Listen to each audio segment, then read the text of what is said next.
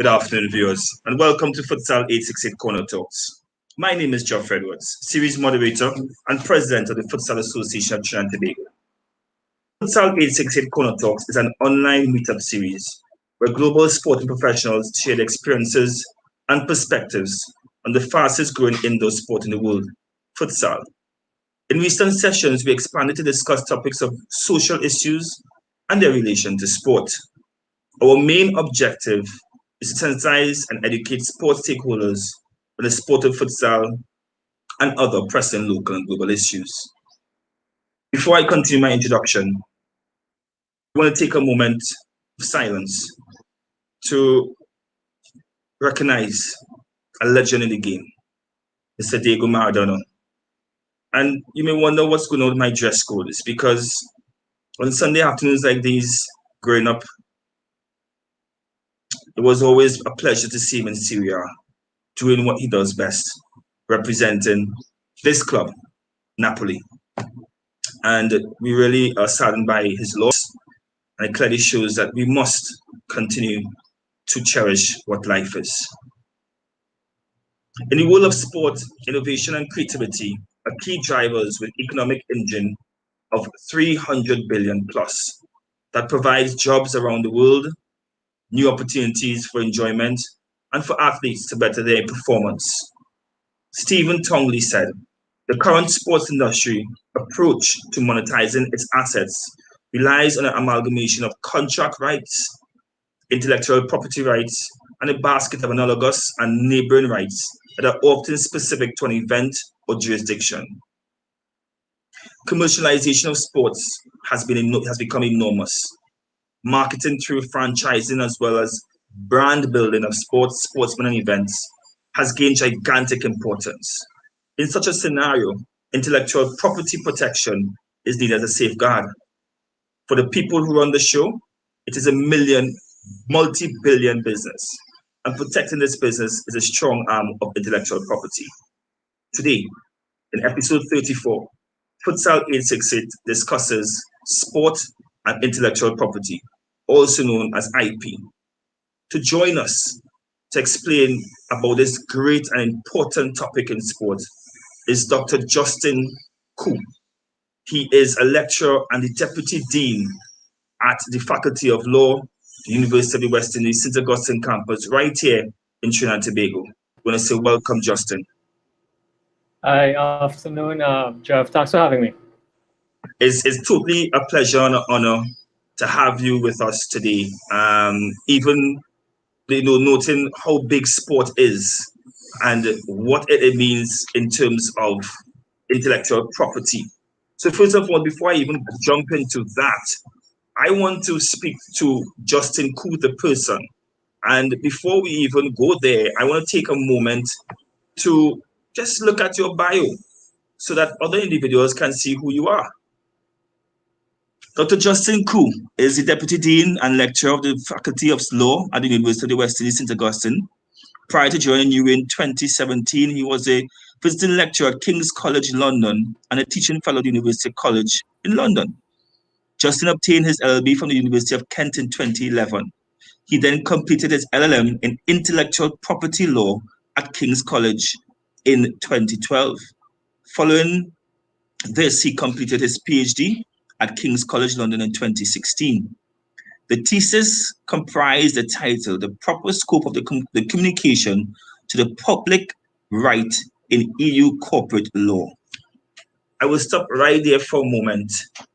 And it's very interesting how we also met Justin in terms of a lot of persons don't know you're also a referee. Yes, I am. And the local scene. So tell us more about Justin Koo. Who is Justin Koo? The doctor, the lecturer, the football enthusiast, because I see we're in a Chelsea jersey as well. Yeah. Tell us more to who you are. I mean, beyond all the law stuff, I'm just, your regular average guy, born and bred in Trinidad. I got the opportunity to go to London to study. So I took full advantage of that. So I spent, 3 and 1 is 4. I spent 8 years in England. So I lived in Canterbury for 3 years, and then I lived in London for 5 years. So I had a great time in England. And then I was given the opportunity to come back and work at UWI St. Augustine. So I came home to contribute to my country. I mean, I'm a big believer in contributing giving back to your country, because after all, that's, this is where I'm come from. There's a lot of work to be done in intellectual property in the region. So I'm working on that. I'm working on the ground. But beyond all of that academic stuff, I am a sports fan at heart. Since I could stand up, I've been kicking a football. I might not have been talented enough to play football, all the way up, but I love playing football. So I often used to see Jeff at ballpark, either refereeing or kicking football. So we go back in that sense. But I love sports, and that's one of the reasons why I got into teaching sports law when the opportunity did arise. I didn't study sports law definitively because my main focus was intellectual property. But when I got the chance to teach sports, so I jumped at that because it was bringing IP together. IP is a huge part of sports, and we're going to talk about that a lot today. So I'm not going to spend any time at this point in time looking at that. But intellectual property touches us on all facets. From the shirts that I'm wearing, the shirt that Jeff is wearing, the technology that we're using to communicate, the computer that you're using, your microphone, all of these things involve intellectual property. The recording of this, the putting it on YouTube, all of that is intellectual property. And all of that touches directly on sports as well. So I'm looking forward to this discussion. I'm glad that I'm here, and I'm glad that I'm having this opportunity to share, because me as a person, one of the main things that I want to do is spread the word on intellectual property. I think it's something that is tremendously undervalued and underappreciated, partly because we don't know what it is. We connect with it every single day, yet we don't know what it is. And part of my role as an IP academic is really to educate the public about intellectual property and how we could commercialize it. So athletes, if whoever you are out there listening to this, or if you have a friend that is in sports or in any creative sector for that matter, you need to tell them, look, go find out more information about intellectual property law. Definitely, and one of the things they can do is look at it live or look at the recording of it. So we definitely welcome this opportunity. So let's dive straight into it. What is intellectual property? And I would like you to define it based on a non-sporting context, because the segment 2 is going to delve more into the sporting context. So can you give us a definition of what intellectual property is? Right. So, the basic definition that we get from the World Intellectual Property Organization, WIPO, or WIPO as it's called, we will talk about them in a little bit more detail as we move through. But WIPO defines intellectual property as the creations of the mind, anything that you come up in your brain that you then manifest in the tangible. So when we talk about intellectual property broadly, most times we're focusing on 3 particular types of rights. We're looking at copyright, we're looking at trademarks, and we're looking at patents. Often people mix up these things. They're 3 completely different concepts. There are other types of intellectual property. We could spend all week, all month, a whole semester talking about different types of intellectual property. So I think for today, I'll limit the discussion to those 3 rights. So again, copyright, patents, trademarks, and we'll touch on design rights as well. So these are the 4 main types of intellectual property rights that most people would deal with on a daily basis. These will be the things that we interact with regularly. So I'm sure we'll get into each individual element, but in terms of what each one is, so copyright deals with what we call LDMA works, literary, dramatic, musical, and artistic works. So this covers the things, writings. If you write a book, if you write some notes down, you can get copyrighted. If you paint something, you make a sculpture, you make a movie, you make a song, you sing a song, all of these things will be copyright. If you write an application for your phone or the computer software example, all of this is under copyright law. So that's copyright on the one side. On the flip side, we have patents. So patents relates to inventions. These are creations which solve technical problems. And most times, people often get mixed up about it. And again, this is where the education bit comes in.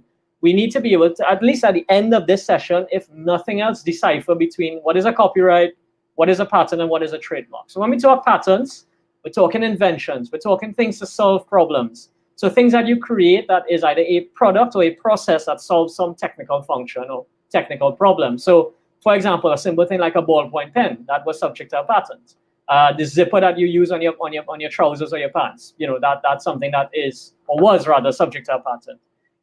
Your computer, the way that your computer works, it involves thousands of patented parts.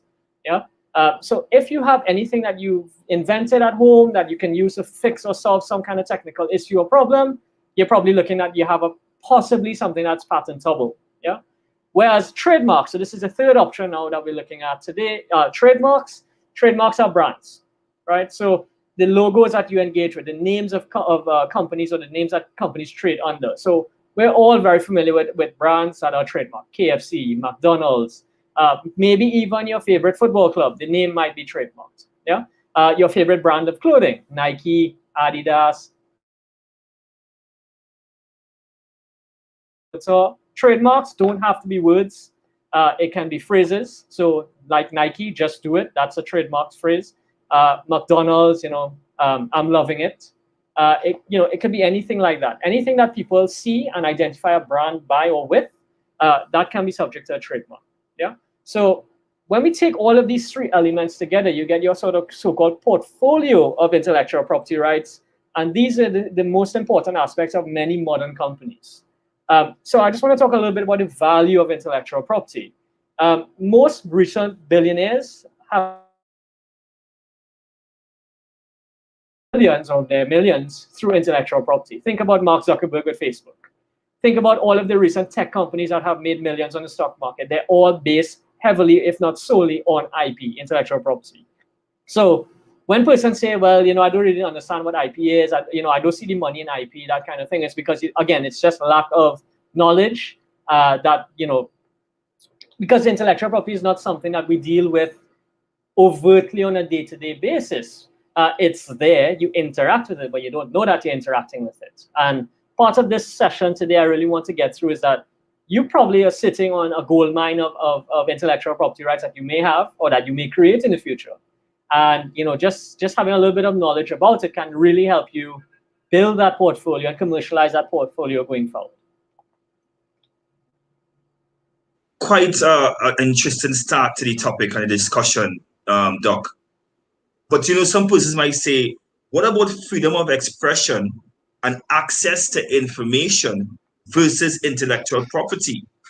And we'll delve further into that when it is we're looking at the digitization, the digital world we live in, right? So can you speak more to that when it comes to, as I said, intellectual property versus freedom of expression and access to information? Yes, so that's an excellent question. Actually, I think I might take that question and pose it to my students at some point next semester. So there's a definite clash between freedom of expression and access to information, our so-called one of our fundamental rights, and intellectual property law. I mean, one of the biggest things that we deal with as intellectual property academics or as intellectual property lawyers on a day-to-day as well, things on the internet that people see, download and use, and they say, well, it's on the internet, it's free. Why can't I just download it and use it? It's there, someone put it there, it's free. What's the issue? Yeah. Well, the issue is that belongs to someone else. And what we have to remember is that intellectual property rights give us property rights just like pieces of land. And when we talk about property rights, that means someone owns it. And if someone owns it, someone controls it. And because of that, we can't just use anything that we see. Excuse me. So what do we do in terms of this clash between freedom of expression and intellectual property? So in two particular rights it comes up. It comes up in copyright law, and it comes up in trademark law in particular. So I want to start with trademarks first. Just because somebody gets a trademark on something does not mean that you cannot use it in any fact, right? Trademark law only protects use in the course of trade.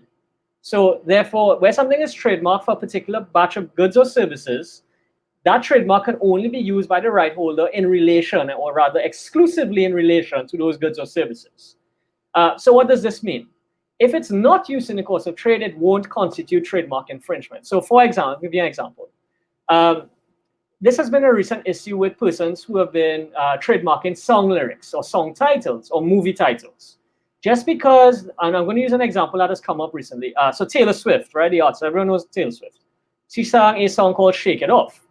And she's been recently going after a very aggressive trademark portfolio approach where she's been trademarking some of her song lyrics, some of her catchphrases, etc. So Shake It Off is one of these things that were under discussion. And the question people that were bringing up is, well, if she trademarks Shake It Off, does this mean I cannot say Shake It Off? I cannot sing Shake It Off? I cannot write Shake It Off? And the answer is absolutely not.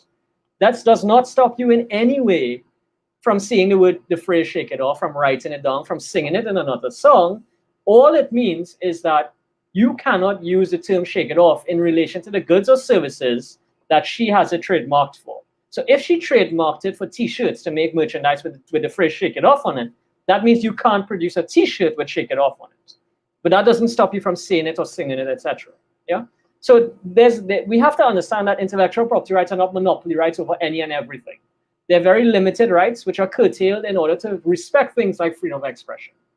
The other side of the discussion that this comes up on is in copyright law. So again, we can use an example of any popular phrase or any popular saying that we know. And actually, we had a local case in Trinidad on this, where there was a song by Devon Matthews, rest in peace. This song was about wine with no worries. And they brought a claim in the local court to argue that they had copyright over the way in which the song, a particular song was recorded in someone saying wine with no worries. And they accused Devon Matthews of copying from that song. So when we think about soca lyrics, how many multiple types of soca lyrics do we know? There's a sort of broad range that we look at that where most songs include certain terms like whining, jumping, pumping flag, etc., etc. So again, just because these songs attract copyright protection doesn't mean that we can't say these words. It doesn't mean that we can't sing it. What it means is we can't copy directly from a particular song that was written or a particular recording of a song by sampling, etc., without permission. So intellectual property, while there are certain scenarios that do directly intersect with freedom of expression, for the most part, there's a clear dichotomy where persons, like individuals in the public, are free to continue using ordinary things so long as they don't infringe on the actual core rights of intellectual property. So when we look at like copyright and lyrics, for example, because certain terms are generic, if it's not original, and when I say original in the copyright sense, I'm talking about that we're not talking about novelty. It's not the case that it has to be something different. It can be something similar. It just must not be derived from the source that it's claiming to be copied from. And when we talk about that, that means independent creation is allowed. If I create something without referencing another musical work or another literary work, etc., it's going to be completely fine. Unlike patent law, where there's more of a monopoly right. But just coming back to that idea of freedom of expression and, let's say, song lyrics, you're free to express yourself. And again, as long as you don't copy a substantial amount of the work that is copyright, then you're going to be in the clear. So, I don't see necessarily a problem for freedom of expression and copyright. And when we talk about access to information and copyright, yes, copyright does get in the way sometimes because certain things that we want to get access to, files, for example, and this comes up frequently with reports that are produced by companies for the government, or reports that are produced about the environment, etc. And persons who are interested may want to get a copy of this report, and then you're told, well, sorry, we can't give you the report because it's subject to copyright and you don't have permission to use it, or you don't have permission to access it or photocopy it, etc. And that's where copyright gets into some problems with copyright.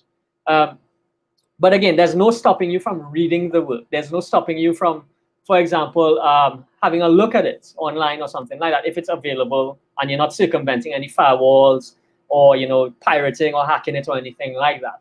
So there are some issues in that sense, but it's not a situation where IP rights completely stop you or people monopolize rights over words, rights over images and things like this. Again, also you have to remember that intellectual property rights last for a specified length of time, after which they expire and go into the public domain.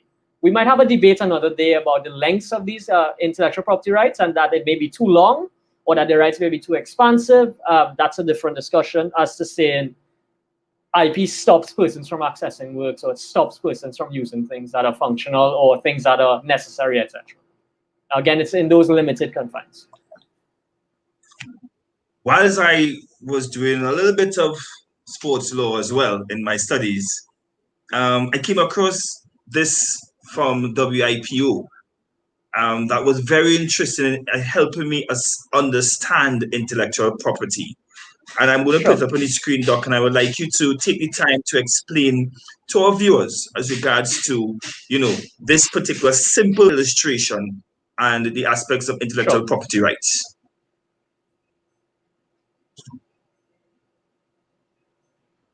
So it shows a sports shoe, in this case, the Nike brand, protected by several IP rights. As you said, patents, copyright, designs, trademarks. Yes. All yours, Doc. Right. Okay. So let's start with it from the core. Right. So I normally say the core of any product that has intellectual property, the first thing we want to look for is a patent, because the patent protects the functionality. It's the so-called technology as listed here. It's the actual invention. It's something used to solve a problem or to help make something easier to do. Or interesting about shoes. Well, there are a number of things interesting about shoes. The material that is used. So what could be subject to patent in a shoe could be material. So if we're looking at a Nike shoe here, we could talk about things like flywire technology, which makes the body lightweight. It makes it breathable. It makes it not hold on to water, etc. We could also look at the sole of the shoe. So the way that the rubber is organized at the bottom. The particular print at the bottom, it might be something that's functional to help you grip better. It might be the case where if we're looking at things like football boots, the shape of the spikes, the spacing of the spikes, the design of the spikes underneath, those things might be subject to patent. More technical running shoes, they might be carbon fiber plates inside the sole of the shoe to give you that so-called bounce in it, to give you greater energy return when your foot strikes the ground. All of those technical things that help the athlete or help the ordinary person to perform their functions better, that's probably going to be subject to our patent. Yeah. So that's the core of the product. That's the reason why they've invented this particular shoe. That is what persons buy the shoe for, right? Initially. So you're buying a shoe. That's a core of the product. Without these things, it's not really a shoe. It's something else. Yeah. So if we grow out of that, and let's make the image in our mind of an onion, right? So onions have layers, right? So I call this the IP onion. So at the core of the IP onion is the patent. The second layer of this IP onion for this, let's say this particular shoe at hand, may be the copyright. And when we look at the copyright in the shoe, it would include things like the drawings of the shoe. So before you put the shoe onto the market, before you created the prototype and built the pattern, etc., there may have been technical drawings, right? These drawings would sketch out what the shoe looks like, the design of the shoe, etc. That will be subject to copyright. But beyond the shoe itself, there may also be other copyright elements of the shoe. This shoe will be marketed. It may be marketed through advertisements, through photography, etc. So photographs attract copyright. If you have a film that the shoe is included in, for example, the advertisement to sell the shoe wherever it's put up, that film that the shoe is included in is subject to copyright. Nike and Adidas in particular, we see them making these lovely videos with athletes and celebrities in it, and they're all doing some fantastic, whatever sport they're playing, doing cool looking things in the ad. That's subject to copyright because that's a film, and films are subjected to copyright law. Yeah. So that's the second layer. And in that second layer, the idea of copyright is really to tell a story. Tell a story about the shoe. Right, either the story that is the inception of the shoe, this is how it was created, these are the drawings, or the story that sells the shoe, and that's the copyright. Yeah. So the third bit, the third layer, I would say, is probably then the designs layer, and as it says here, protects the look of the shoe. What design rights protect is the aesthetic aspects. So not the technical functions that relate to the patterns, but rather the way it looks, the way it appears to the consumer, and the look of the shoe would be the sort of the actual aesthetic elements, so the color of it, the design, so the shape, the intricate aspects of it. It might be ridges, it might be knitting, it might be the positioning of the logo, all of these kinds of things. That's the aesthetic aspects of the shoe, and that's the third layer. Yeah, and then the outside layer of the onion, the so-called skin of the onion, is your trademarks, because the trademarks are the first and last thing you interact with when you see a shoe, as is this shoe. So what do you see first? You see the Nike logo. That's the first thing that stands out to me when I look at this shoe. The first thing I see is the Nike swoosh. And we can talk about the Nike swoosh a little bit later on. There are lots of interesting stories about the Nike brand. Yeah. So the swoosh is the first thing we see. That's something that's trademarked. Other things that may be subject to trademark on a shoe, for example, like this, may be the color of the shoe. And I want to make reference to Christian Louboutin and his red-soled or red-bottom-soled shoes, as we call them. That red color underneath the heel, it's called lacquered red, and that's subject to trademark protection in some countries. So the actual color red for heels. So where that is protected, persons can't make high heels with red bottoms, because that would infringe on Christian Louboutin's trademark. Yeah. So other things that may be subject to trademark protection here, the word Nike. So when you buy the Nike box, it's probably orange. It has the white swoosh on it. Somewhere in the box, the word Nike is marked.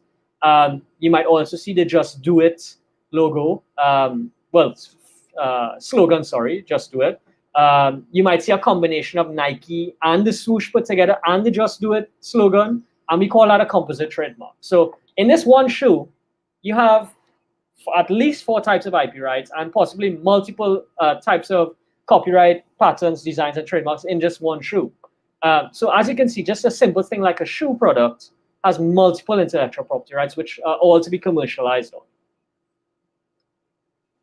And as I said before, I really hope that our viewers caught that, because it really assisted me in understanding intellectual property, where something that we wear almost every day, a shoe, what intellectual property means, and more so when it comes to sport, the multi-billion-dollar industry, what it means.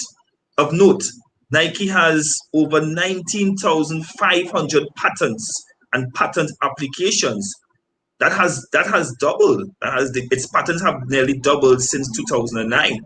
So it clearly shows what Nike has been doing as regards to protecting their intellectual property, or I should say their assets through intellectual property. So, Doc, I just want to ask 2 more questions before we take a quick break. Sure. We have been mentioning, both you and I, about WIPO.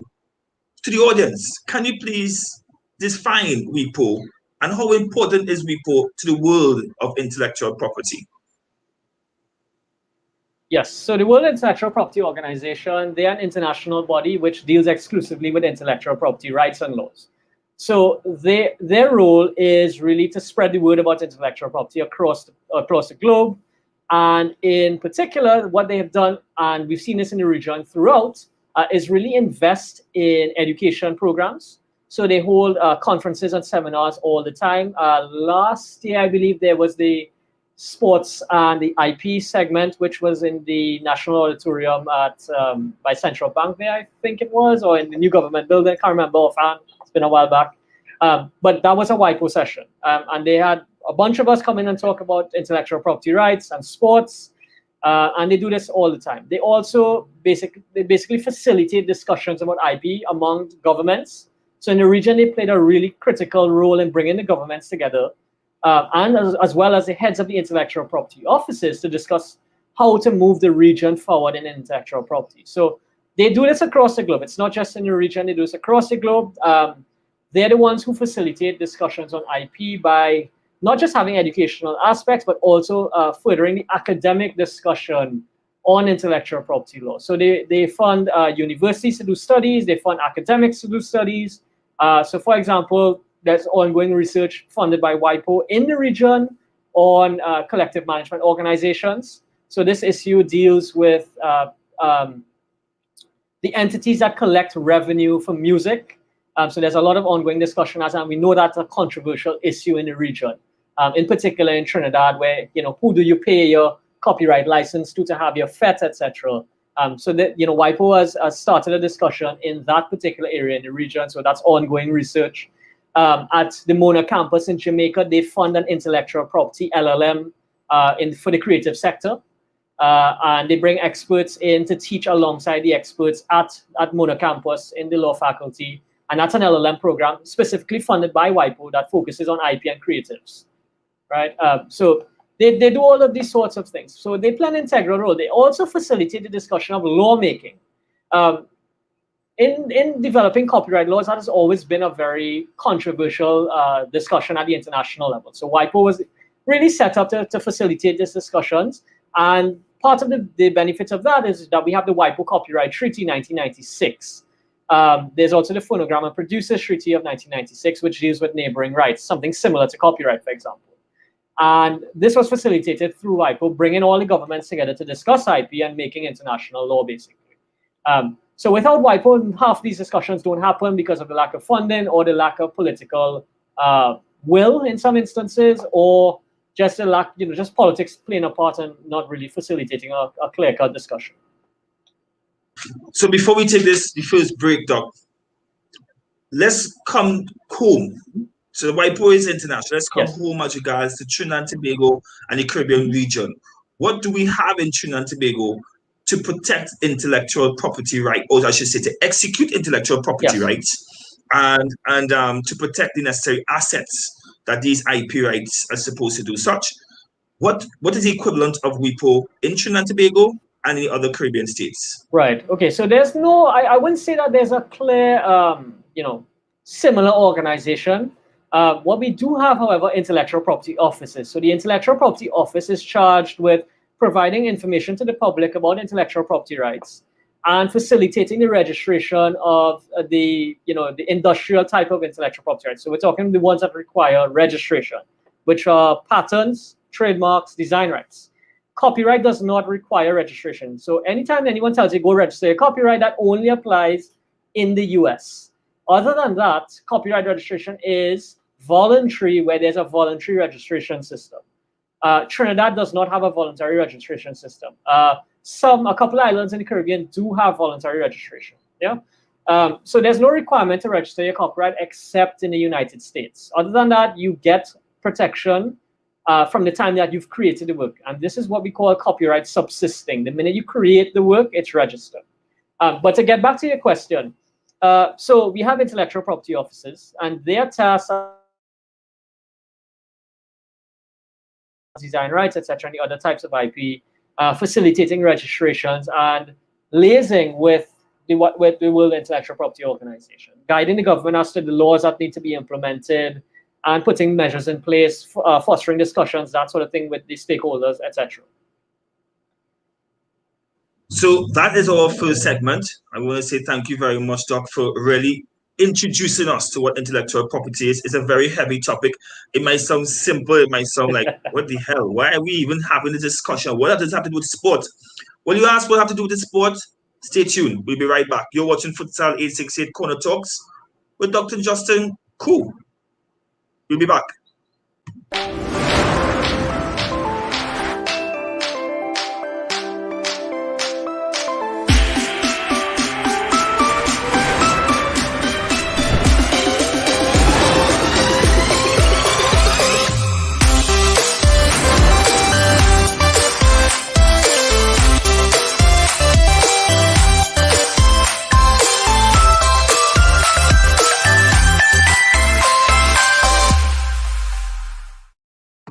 Well, it's not coming soon anymore. It's actually here, LLB Sorrel. And we want to say thank you very much to Angus to our family for being a part of our venture yesterday. Footnet, the ultimate football tennis experience, celebrity edition. It was amazing. I mean, Doc, I know you're a celebrity, but sorry, we only had certain numbers. We couldn't invite everybody. And as we talk about that, let's just take a quick look at one of the celebrities who were there, who endorsed the event. I didn't know that but Footnet is real vibes. I lied to you. I feel I lose like about 17 pounds already, but I think your Hansi soup put it back on. Pull soup from your Hansi. Well done, can't play.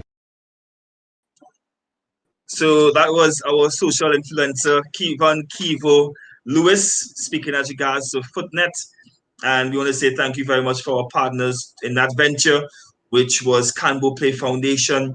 And 4 children's homes were well represented, and they will each receive tablets and other household items, food items for the Christmas season. So we want to say hats off to our sponsors, as I said before, LLB and the partners. But anyway, back to it. Futsal868 Corner Talks, Sunday afternoon.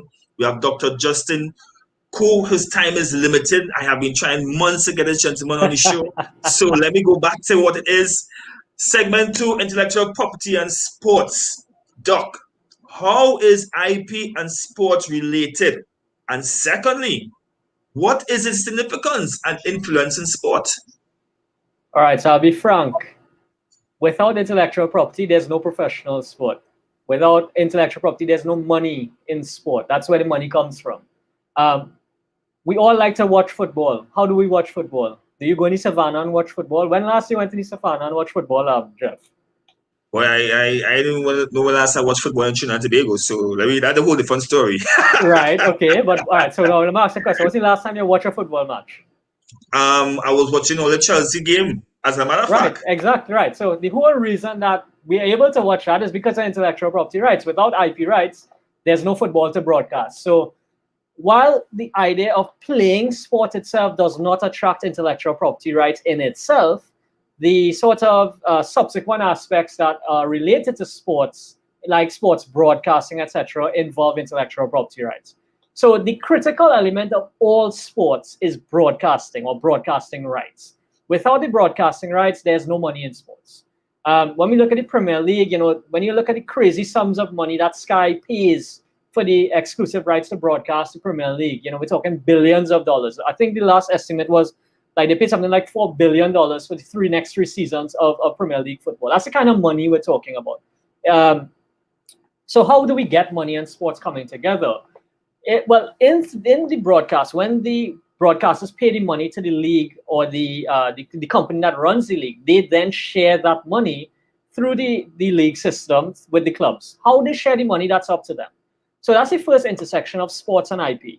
And when we talk about broadcast and broadcast rights and streaming and all of these things, we're talking copyright.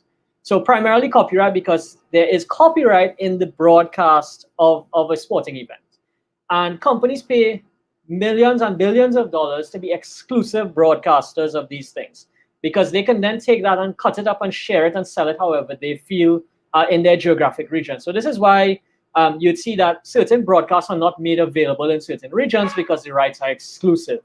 And it's that exclusivity that is provided through copyright that allows this to happen, allows markets to be created for different broadcasting rights or broadcasters to function. Otherwise, it could just be the case that anybody could just take the broadcast and share the broadcast on the internet, rebroadcast it by satellite, rebroadcast it terrestrially, etc. I'm sure all of our viewers who are listening at some point in time tuned in legally or illegally to a football stream or a cricket match or whatever the case is, but it's on TV or on the internet, and then you see this is not available in your region. And the reason for that, again, is copyright law stepping in to say that the broadcast or whatever source of the stream that you're looking at is not legitimate because it is made for a particular region. And that is all through copyright law. So without that, there's no money in it. So the majority of money that is earned by a club is through its broadcasting rights. And that's how they may be able to spend money on its infrastructure, spend money on its playing staff, players, physios, manager, etc., and pay crazy salaries, etc. Not everyone is a Manchester City or PSG with billionaire owners. So a lot of clubs are very heavily reliant on this broadcast revenue. And we see it particularly in the Premier League where you get a $40 million parachute payment for going down. Doc, it feel like if it did a pattern shot there, I find out that look like sound like a low blow, well, you're wearing a Chelsea jersey, but it sound like a low blow. You can't lie. Chelsea is involved in that too without Roman Abramovich and his oil money. We wouldn't have gotten anywhere. But when you get to the highest level, why is it that you want to make the Champions League other than winning the cup? You want to get the revenue from the broadcast rights that is paid to each club that participates. And what do you think pays the prize money at the end of the day? The broadcast rights. What do you think pays the sport, all the league, anything in the league? Broadcast rights. And because there's a broadcast, now we start seeing the other elements kicking in. So when we talk about the other elements kicking in, we can talk about sponsorship. Why is it that I have Yokohama tires on this shirt? Why is it that you have a sponsor on your shirt? Why is it that sponsors want to put their branding on shirts? Yes, they want to align with the club, and that might fit their corporate social responsibility and all of these things. But when the broadcast goes out there, it's millions of people across the globe seeing it and identifying with your brand. So you're looking positive for encouraging sport, encouraging a particular team that might meet your ethos of your company. But it's also advertising to millions. Why do you think you have signboards on the side of the field, etc.? So sponsorship is the next biggest chunk of money in sports. And when we talk about sponsorship money, you're talking about building the branding of the company that is the sponsor. They're not just advertising because they have money to throw away or for tax reasons. Yes, that is a big contributing factor. You do get tax breaks for sponsoring sports, etc., and sports development, and all of these kinds of lovely things. But at the end of the day, they're also building their brand by associating their brand. So, for example, see the Nike logo here. Why does Nike sponsor Chelsea? Nike sponsors Chelsea because it's a good look for them. Two, they can sell shirts and make money and sell other merchandise. But more than that, they're growing their brand. And they're growing their brand by competing with other brands like Adidas, like Puma, etc., and taking up market share. So if they have the best clubs and persons buy the shirts and don't buy Adidas shirts instead, they've won, right? And again, they get advertising because every time someone sees this shirt on the broadcast, they're engaging with the Nike brand. So that's one way to grow your brand. And then there's also this sort of cross-branding setup where, okay, it's Chelsea on one side, Nike on the other side. You put the two together and you know that there's some kind of brand correlation. This is now building your trademarks, making your trademarks worth more, building your portfolio of IP rights, and increasing the value in your company. And what we're seeing now is actually there's a particular reason I wore this shirt, because we now have the shoulder sponsor being far more prevalent in the major leagues in Europe. This was not always the case. We would have only seen sleeve sponsors in maybe like the Mexican leagues and some of the lesser leagues, because those clubs would have been looking for more money. So how do you get more money? Well, you offer more ad space on your shirts. And my friends and I have this joke, about making NASCAR style kits, because if you watch a NASCAR kit from head to toe, from helmet to shoe, it's covered in patches. Yeah. Will we end up like that in football? It's a possibility. So for those persons who run clubs out there, that's what you really want to look at. Making your brand, because your club is a brand. You want to grow your brand by associating with other brands, in particular, brands that may be bigger or brands that are aligned with your brand. And that way you can, get the revenue that you need to run your club, but also raise the profile of your brand. And that's, I think, the clearest way into this discussion about IP and sports, sponsorship and broadcasting. Those are the two segues that, really knuckle down into why IP is so important for sports. Doc, let's now again into the to the Caribbean, and the biggest event in terms of from a Caribbean reach is the CPL. I would like you to help us understand the two subtopics of IP that makes the CPL such a gigantic player, as well as the flip side of it.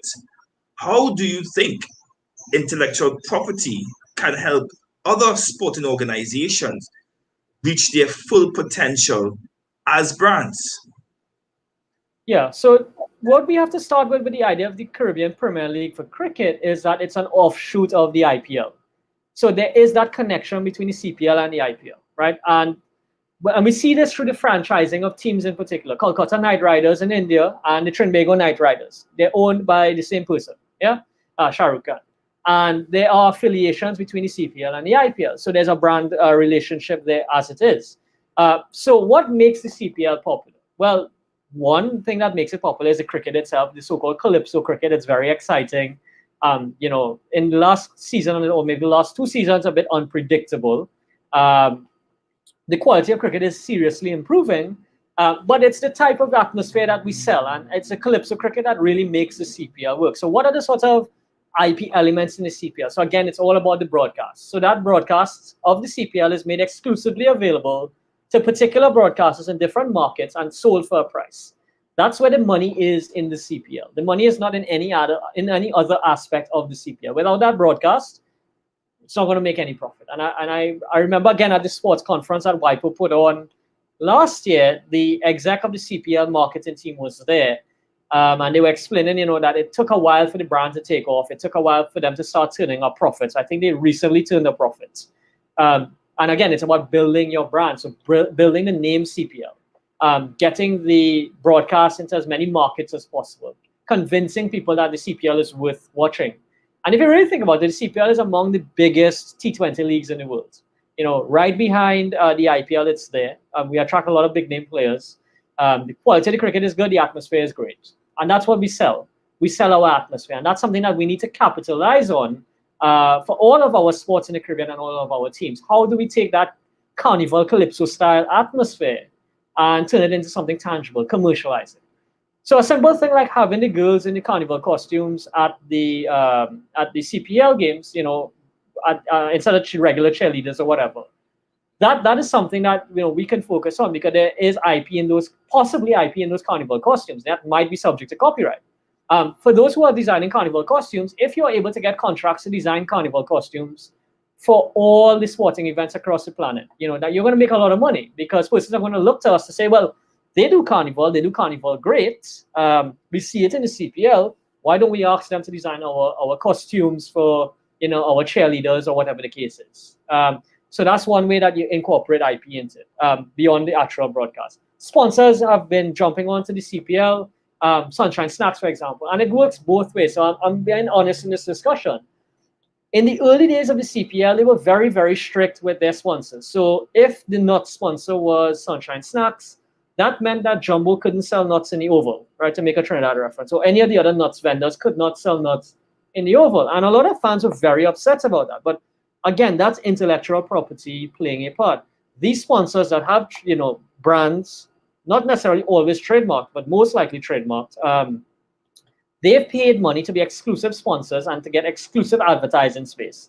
So what does that mean? That their product is going to be the only product of that type that is sold in the space.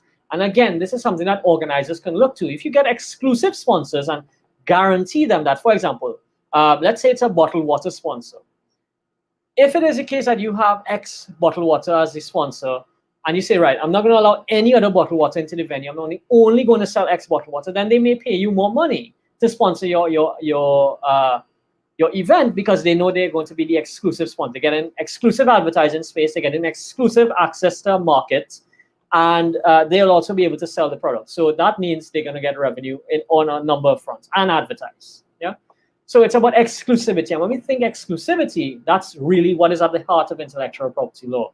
The idea to control spaces, control creative content, and the exclusivity is what brands in the sporting realm really need to focus on, making space for brands to come in and get exclusive access to your event, etc.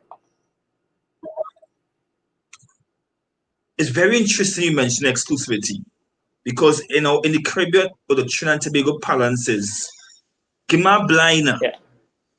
Blue waters is the only water allowed in the event, but a man come with another bottled water brand and he say, Gima Blind. Doc, how serious are we about intellectual property in sports, specifically in sports? Because I'm not going to talk about any other industry at this point in time. But how serious are we about intellectual property in sports in Trinidad and Tobago and the Caribbean? All right, so I think I need to tackle that from a couple of points of view. The first point of view being, we are serious enough that we have laws for all the areas of IP. And we actually do have very comprehensive laws throughout the Caribbean. The laws are there. I have heard people in the street say, well, I'm not going to do that because they don't have no IP laws there. I have heard persons involved in major industries that have copyright, trademarks, patents, etc. involved and say, well, yeah, actually we do have proper IP laws here, so we don't deal with those kinds of things. And that's absolutely false. We have the laws in place. We have been very poor with enforcement. That's a separate question. And again, the laws are there for enforcement. It's a lack of training of, for example, having a specialized police unit to deal with intellectual property infringements. It might be about education to have people know what IP is and what are infringements, etc. So all of these things play a part. But again, generally in terms of how serious are we in the sporting area, well, I'll give you a little example, right? So I went to referee a game, intercall match. Can't remember who it was, probably like Fatima and somebody else, because it was at Fatima grounds. So Coca-Cola was the exclusive sponsor for the intercall. So I get ready in the locker room. I come outside the locker room and I'm seeing people drinking Pepsi in the grounds. If that is happening, then we can't be serious about this issue because, again, Coca-Cola spent a certain amount of money sponsoring the event.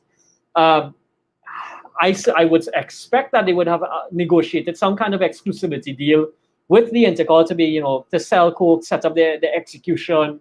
And to me, that should also include the idea of excluding competing brands. So no Solo, no Pepsi, anything else that is not Coca-Cola. So how do we go about fixing this? Well, I think the first thing we need to think about is the idea that when we think about IP, we think about sports, we think about sponsorship.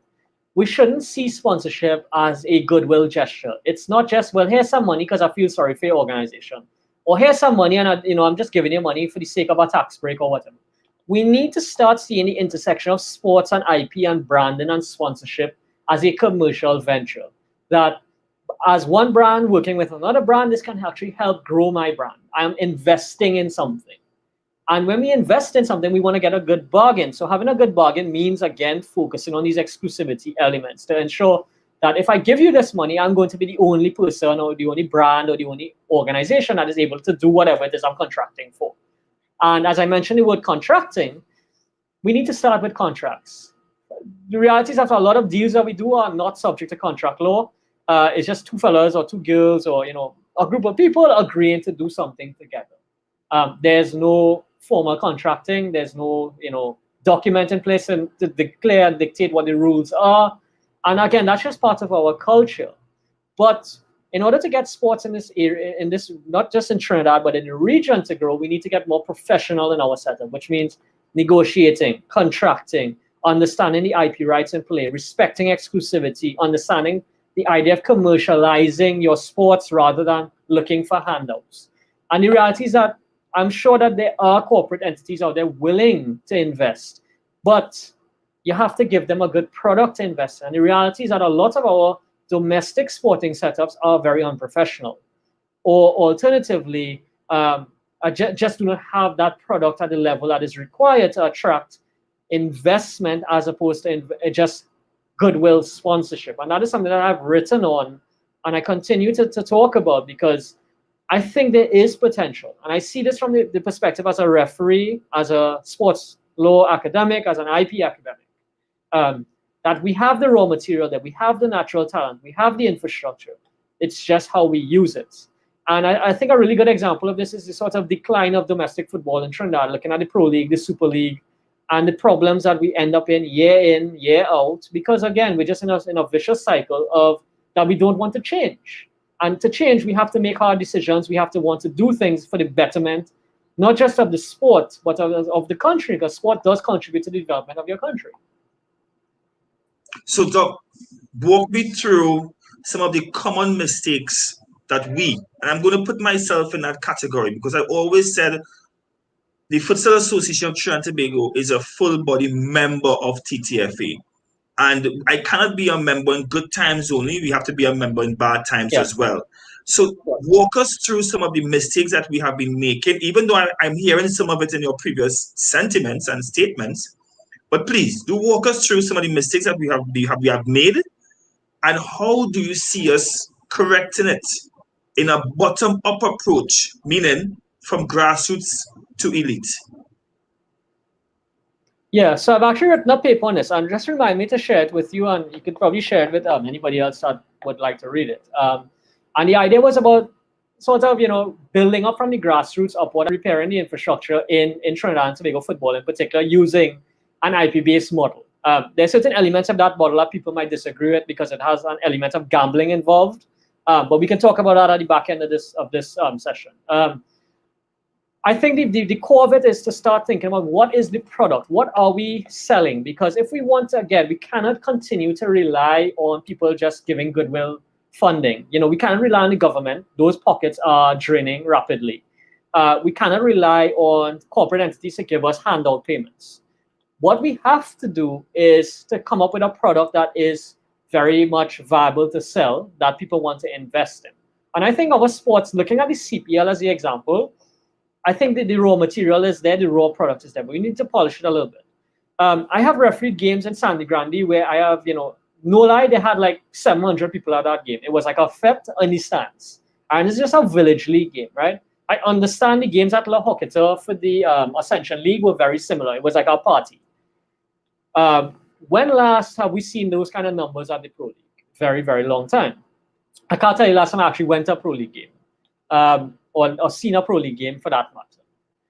So we need to come up with what the product is. And we need to have a real hard look at ourselves in the mirror and say that we need to not continue down this model of investment by, gratuity or investment by goodwill, but we need to start getting commercialized. And in developing the product, we also have to make that hard decision that we need to change the operational structure of it. We have to become a lot more accountable. We have to become a lot more transparent, which requires things like contracting. It requires things like having open accounting books, having proper financial management, all of these sorts of things that if an investor wants to come in and they want to look at the books, they can have a look at that. If they want to see, we have to generate evidence. If they want to know how many people watch your events online. So the Ascension League was streaming online.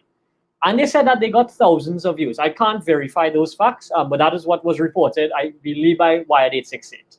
That thousands of people actually tuned into it on Facebook or whatever the case is. So again, the market is there, but how do we translate that into money? Well, again, it's about building products, building spaces where intellectual property rights might develop. So that's where the streaming of football matches comes in. That's where the broadcasting of football matches comes in. So you can generate revenue through that, because in having broadcasts, you have advertising space being created, and you have both physical and digital advertising space being created. So the billboards in the stadium, that line off the pitch, that kind of thing. You have the digital space on the skins of the video. So I know that this video is being watched on YouTube. There will be ads. So we had an LLB ad in this segment. That's digital advertising. So if we could do it with a session like this, there's no reason you can't do it for having streaming football matches. So one of the things that I've suggested is that we start streaming all of our semi-pro or pro football matches, right? So we start at the top with Pro League and Super League. We also look to probably streaming more secondary schools football. We also look to stream the zonal football matches. Again, I have refereed in the Savannah, and they've had 100 people there for a cup semi-final kind of thing. Very rare incidents, because most games you probably get like 50 people, if that many. But there is a market. We love sports in this country. There's no reason why we can't start at that position. But again, it's about recognizing what product we have, trying to create a good product, and then having a professional setup around that product to attract people to want to invest in the product. The second aspect of this that I've written on is the idea that by doing all of that, it creates, or rather we should create, a new secondary market. And the secondary market is gambling.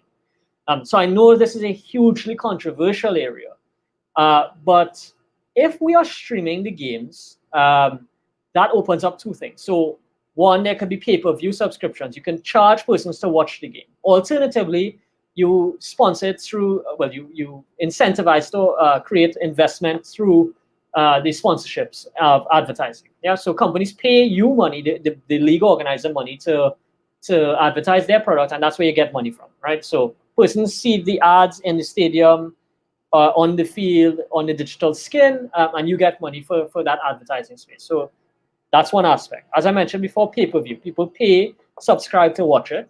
That's another option. So you subscribe to Netflix. Persons might subscribe to watching good quality football or entertaining football for that matter.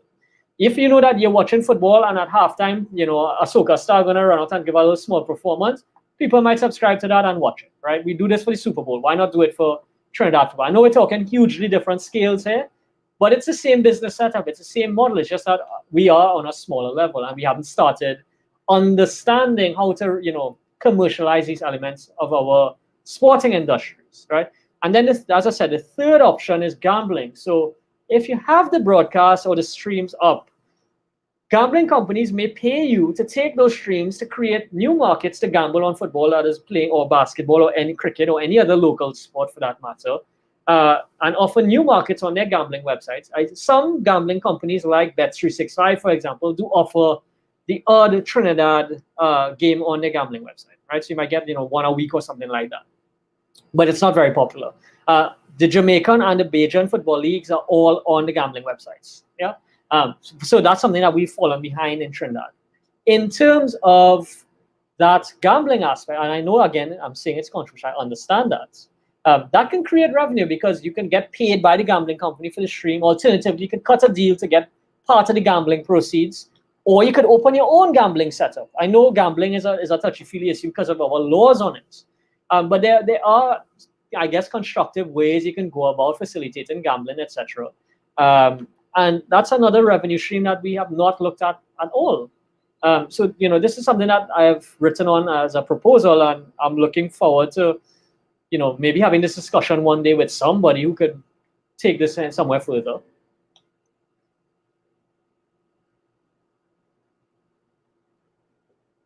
You're totally looking at one. I'm definitely into the aspect of monetizing the brand And I must say that speaking about gambling or involvement of gambling in sports is something that I know my parents are gonna squirm thinking about, how it is from a spiritual standpoint, like many Caribbean individuals, how it is we're going to deal with that. But in France, we have Unibet. You mentioned 365. And what a lot of persons do not understand is in some backyard alley or some alley in Turkey, you may find somebody streaming a game, a pro league game, and they're betting going on, and somebody's making money off of it, which is very interesting because organizations such as Sport Radar, they have done a lot of work as regards to trying to deal with illegal gambling or I should say sport betting. With that being said, Doc, what are the future challenges of intellectual property rights in the Caribbean? From my research, we have come up with four: esports, counterfeiting, broadcast piracy, streaming, and social media. And it was very interesting to hear you mention some of them in your arguments, in your suggestions of monetizing sport. But we have seen in our research that there are challenges. Can you speak more to those? All right, so just want to give me the first one again. Let me take them one by one. No problem. Esports. All right, so esports. I think our biggest issue with esports is not necessarily acknowledging that esports is a real thing. I think we have gotten past that point. Whether the sports policy of Trinidad and Tobago or the sports policy in any Caribbean country acknowledges that esports is a sport, I'm not concerned with that. Our major issue is establishing the dedicated leagues for esport athletes or players to compete in. There's been a lot of politics because I know people who are involved in the industry locally. So there's politics in setting up who is setting up the league and who wants to invest in the league. And again, setting up the esports league is the exact same thing as setting up, your pro league to make it more commercial, to make it more successful, etc. So in terms of intellectual property issues and esports, again, it's about who would have the broadcasting rights to facilitate the streaming of it on whether it's Twitch or YouTube or whatever platform. Who is going to own the name in the league or the organization that runs the program or setup. Those are the kind of issues that we're going to come up with. It's a lot of branding issues again. Who's going to register a trademark and own it? Who's going to be directors in the company? Those kinds of things, because you have to have a commercial setup to facilitate esports on an international level. It's not just two fellas or two persons with PS4s in their house playing games and starting a league. It has to be a lot bigger than that. We're seeing the jackpots for esports leagues being millions of dollars. We're seeing athletes having sponsorship just like regular athletes, with their own cologne line or perfume line, clothing line, shoe lines, all sorts of things, game controller lines, all kinds of things, right? And they're making the same kind of money. I mean, of course, it's a much smaller number of persons. So I don't see esports being an issue in terms of the IP. It's just primarily about setting up, and that's the hardest step, actually setting up the infrastructure. And the politics there is who's going to control it. The usual story with the Caribbean. Counterfeiting. All right, so counterfeiting. Right, so we have a huge issue with counterfeiting. We see it all the time. And I'll start with football shirts. You could just venture down into any junction in the Trinidad or probably any Caribbean country for that matter, and you'll see bootleg football shirts on sale. You'll see the same football shirts, but you might see the brand logo here missing, or you just know it's fake because the dimensions of it is off, the color scheme off, something just odd about it, right? So you can normally tell by just looking. You don't even have to inspect it closely. So we have that kind of counterfeiting issues. But I think we have more severe counterfeiting issues that we don't know about. So for example, I know there's been an issue with counterfeit headphones in Trinidad, right? So this would be an infringement of trademark and patent rights possibly. So persons and legitimate businesses, and I'm almost sure that some of these businesses don't know they're selling bootleg or counterfeit items. So this is really an issue for customs to deal with because they need to stop the import of these bootleg items.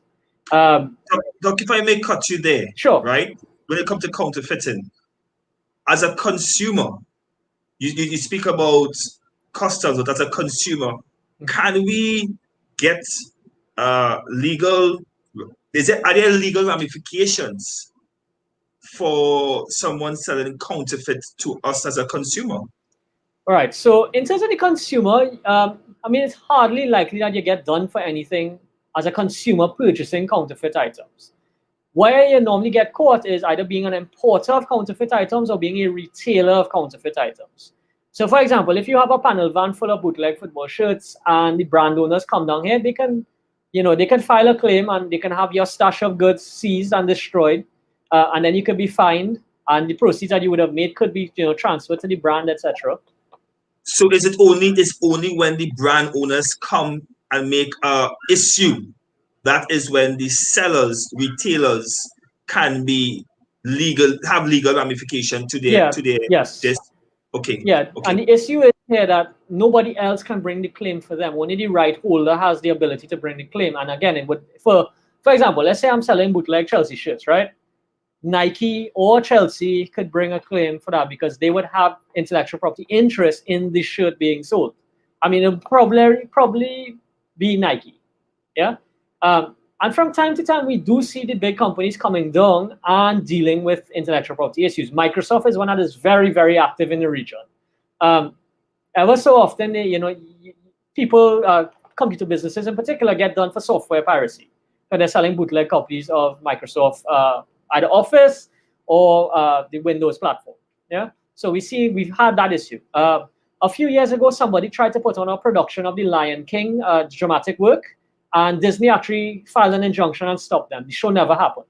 I don't know if persons who bought tickets got a refund, but the show never happened because it was infringement. But for a lot of other areas, we're just, our market is so small that persons are not concerned with what we're doing here. And for that reason, a lot of piracy has continued to happen.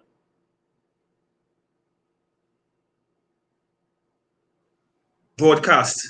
Right. So for broadcast, okay, so it's a huge issue. I could guarantee you every single person has probably watched an illegal stream of either a football match or some sporting event, a movie, a TV show. And the reality is that in the absence of access to these works legitimately or at an affordable price, we are going to pirate. That is the reality. That is just something that is, for whatever reason, human nature, right? The question is, do people know that this is illegal? A lot of people don't. They just think that it's fine. For example, the Android boxes that are sold, the Android box itself is probably not illegal, but when you load the links on them, the add-ons to the Android box, that makes it an illegal, you're doing an illegal act. You're streaming something without permission. And that is infringement. So again, who is going to be liable for an infringement here? Well, we have a strange situation in Trinidad where we have the reproduction right under copyright law, but there is no exception under the law for temporary copies. So if you create a temporary copy of a work, you could be held liable for copyright infringement, which means that if you watch an illegal stream on your phone, your tablet, your computer, your television, whatever the case is, you can be held liable for copyright infringement as a user. That's a technicality in the law that people don't really talk about or think about because it's something that only persons like me would realize. But more broadly, as a consumer of this content, you're not really going to get done for copyright infringement. Again, who is going to get done? The persons who are providing the links to the games. So for example, First Row Sports. I think we're all aware of First Row Sports and other websites like First Row Sports or watchmovies.whatever, yeah? Or whatever the streaming websites you use. All of those streaming websites, the persons who operate them, they will be the ones liable for act of communication to the public by providing access to hyperlinks to watch works illegally online. Similarly, persons who are selling Android boxes with preloaded content, i.e. they've set up the box for you, they can be held liable for copyright infringement as well because they're facilitating infringement of copyright works by allowing you to watch movies or TV or broadcasts or whatever the case is without permission. So it's a huge issue. And again, I think part of the big issue that we have in the Caribbean is lack of access to affordable content. And in the absence of that, we're going to pirate or continue to pirate. Last but not least, social media. Right. Okay. So social media. Any particular element of social media? No.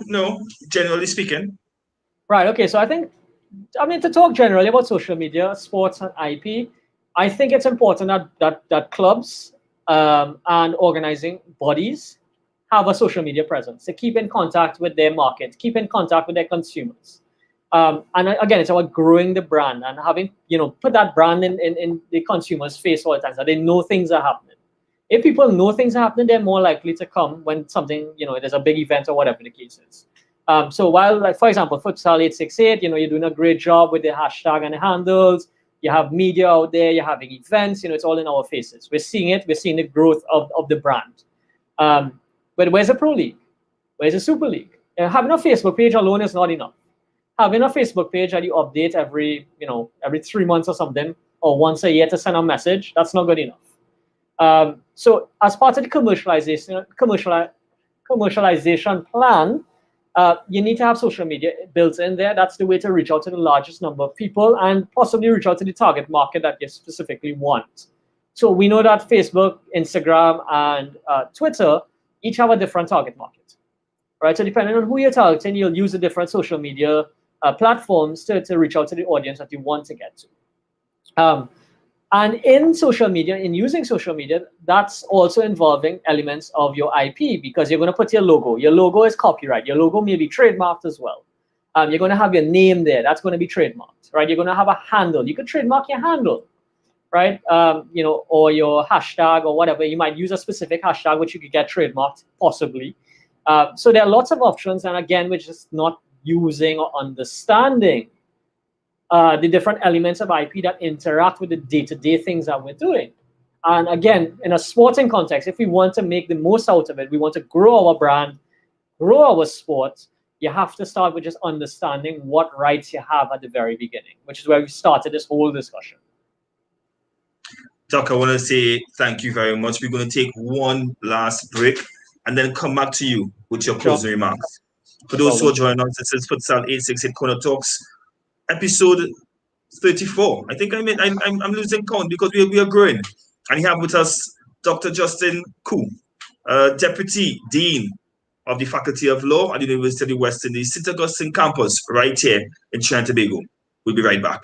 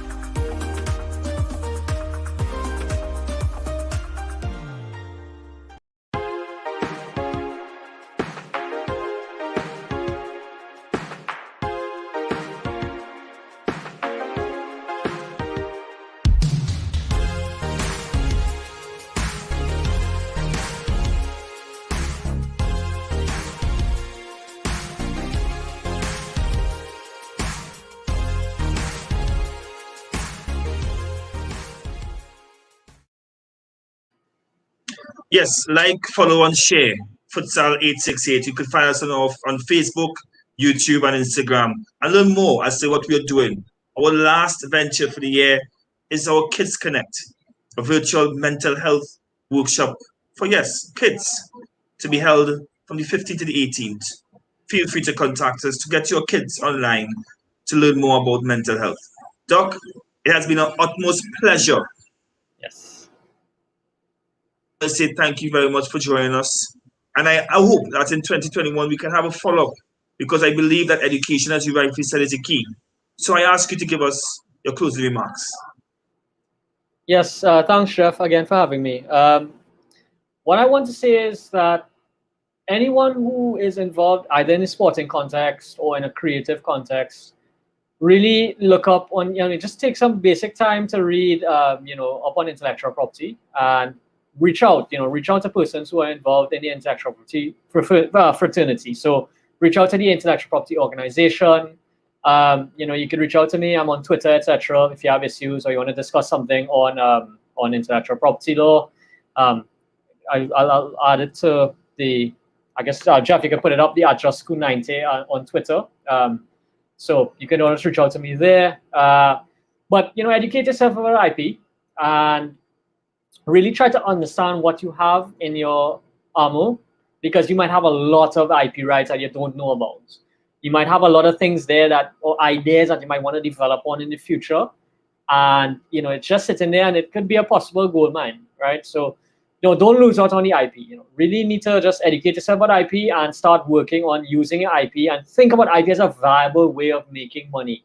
You don't have to just JUST Jeff. I see I have it wrong order there. So people don't understand that IP is a viable way of making money. They just think that the only way to make money is to buy land or to open up business. When you open up business, you're selling products. Why can't you sell intellectual property products? But again, it's just about understanding what is IP and what you have for IP. Yeah.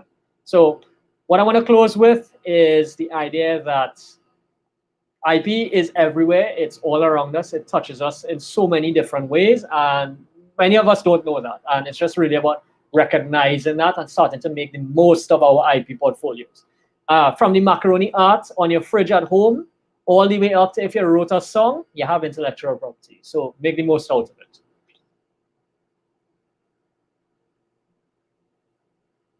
Doc, it has been a pleasure, a really true pleasure to having you.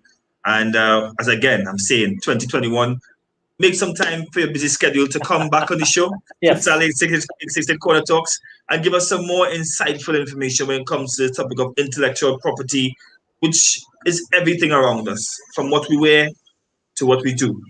And we say thank you very much. And we ask that God will truly bless you and your family during this, weird times called Corona, but also as the Christmas season descends upon us.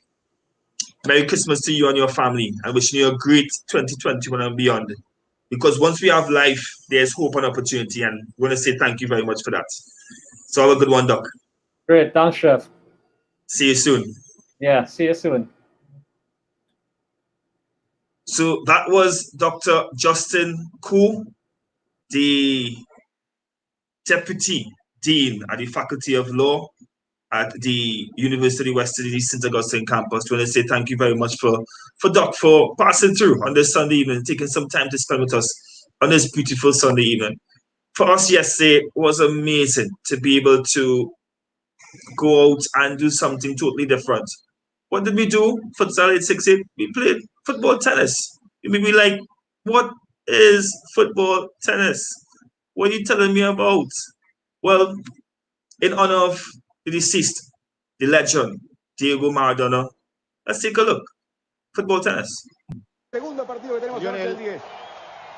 Maradona, Tevez, Daddy, Tevez. Maradona, Messi. Otra vez ahora con Diego. Daddy, Tevez. Muy bien, Daddy, que se gana los aplausos del estadio. Messi, Carlitos Tevez, Daddy. Otra vez con Carlitos Tevez. Diego. Messi que levanta a Diego de rodilla y de lujo. Señoras y señores, un tanto extraordinario. 3-1 Vasco. Ahí porque te definen. El partido emocionante tenemos. Tevez, Daddy. Diego de taco y de lujo. Messi. Diego. Tevez, Daddy. Carlitos Tevez que busca revancha otra vez. Ahora vino para Diego. Quiere liquidar Messi. No llega Carlitos. 4-1 está el partido. 4-1. Partido parejo. Fuerte, remate. La va sacando Diego. Tevez. Bien por Carlitos Tevez. Maradona. So that was a little bit of what football tennis is, non-contact sport. And we had our activation yesterday, which was extremely brilliant, held at St. Mary's College Ground. If you want to know more, you can check us out our social media pages, Facebook, Instagram, and YouTube at Futsal868. Want to give special kudos to the winning team of the event. And they're here collecting their prizes. The team representing St. Mary's Children's Home, and also tablets that was sponsored by TSZ, Total Security Zone. So well done to that team. And most importantly, I want to say thank you to our sponsors, LLB, Creamery, Novelties, Total Tennis, TSZ, and crisp, clean sanitization services, part of our new norm. They really kept us clean throughout the venture. So once again, as you know how we end our show on a weekly basis, keeping our feet on the face, the neck of racism. It is our responsibility to commit to making a positive difference in our society. Listen, read, be a standing voice against discrimination and injustices. I am Irene Marquez. I am Dee. I am McKenna. I am Jariel McCullen, and racism ends with me.